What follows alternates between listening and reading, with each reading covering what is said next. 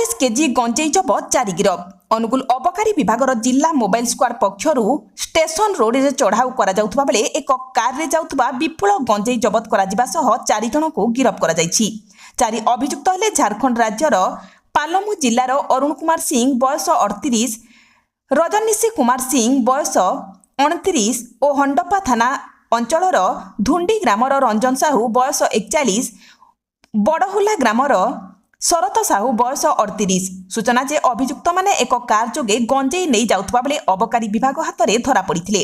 अरुण और रजनीश ए गंजेई किणी ट्रेन रे नहीं जाउथबा बेले रंजन और शरत सेमानकु गंजेई देउथिले।